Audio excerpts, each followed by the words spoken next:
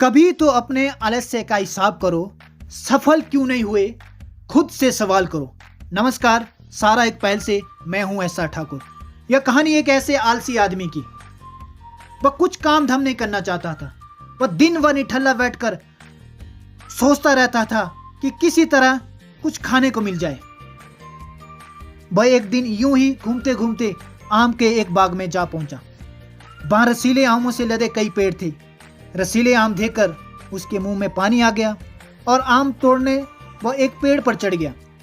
जैसे ही वह पेड़ पर चढ़ा, बाग का मालिक वहां पर आ पहुंचा।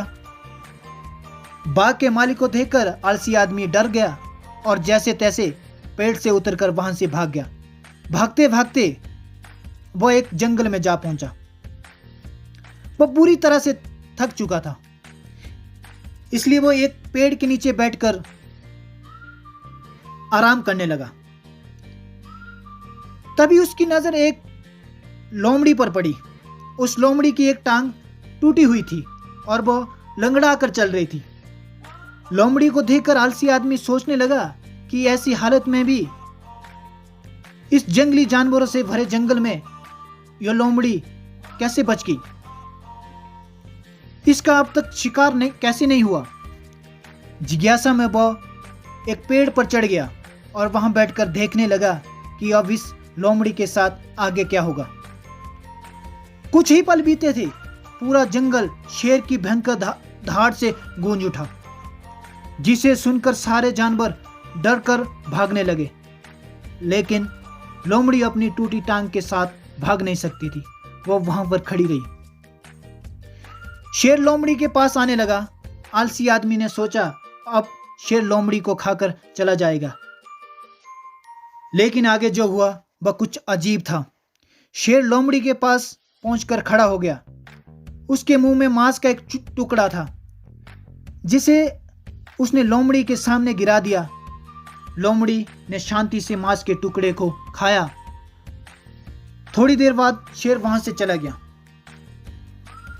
यह घटना देखकर आलसी आदमी सोचने लगा कि भगवान सच में सर्वे सर्वा है। उसने धरती के समस्त प्राणियों के लिए, चाहे वो जानवर हो या इंसान, खाने पीने का प्रबंध कर रखा है। वह अपने घर लौट आया। घर आकर वह 2-3 दिन तक बिस्तर पर लेटकर प्रतीक्षा करने लगा कि जैसे भगवान ने शेर के द्वारा लोमड़ी के लिए भोजन भिजवाया था, वैसे ही उसके लिए कोई ना कोई खाने का सामान ले आएगा। लेकिन ऐसा कुछ नहीं हुआ।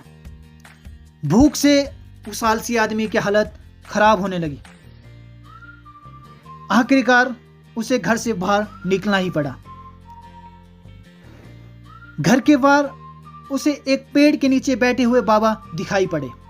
वह उनके पास गया और जंगल का सारा वृतांत सुनाते हुए वह बोला, बाबा जी, भगवान मेरे साथ ऐसा क्यों कर रहे हैं?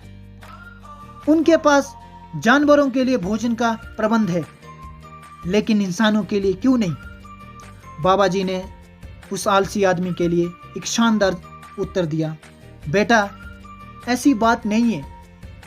भगवान के पास सारे प्रबंध है, दूसरों की तरह तुम्हारे लिए भी है, लेकिन बात यह है कि भगवान तुम्हें लोमड़ी नहीं, शेर बनाना चाहते हैं। दोस्तों, इस छोटी सी कहानी से हमें यह सीख मिलती है कि हम सबके भीतर क्षमताओं का असीम भंडार है। बस अपनी अज्ञानतावश हम उन्हें पहचान नहीं पाते और स्वयं को कमजोर समझकर दूसरों की सहायता की अपेक्षा करते रहते हैं। स्वयं की क्षमता को पहचानिए, दूसरों की सहायता की प्रतीक्षा मत करिए। इतने सक्षम बनिए कि आप दूसरों की सहायता कर सके। दोस्तों, इसी तरह की छोटी छोटी कहानियों के लिए हमारे चैनल को सब्सक्राइब करें और वीडियो को लाइक करें, शेयर करें। धन्यवाद।